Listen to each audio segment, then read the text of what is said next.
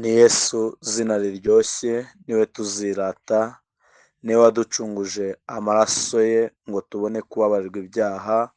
niwe wadukijije urupfu rw'iteka aduhindura abaraganwa nawe mu bwami bw'Imana. Niwe nshuti nziza itajya idusiga mu byago ndetse no mu makuba,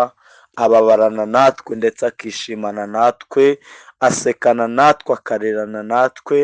muhamagare ntajya abura kwitaba abamwitabaza bose,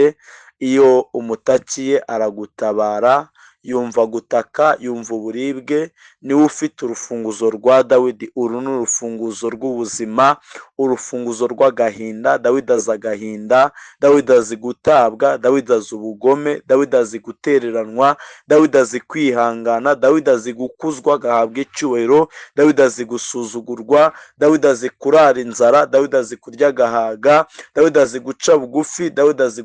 kwishyira hejuru, Dawidi azi kwambara akaberwa, Dawidi azi kwambara nabi, Dawidi azi kurara mu mbeho, Dawidi azi kurara mu mashuka, Dawidi azi ubuzima bwose, situwasiyo y'ubuzima. Rero Kristo niwe ufite urufunguzo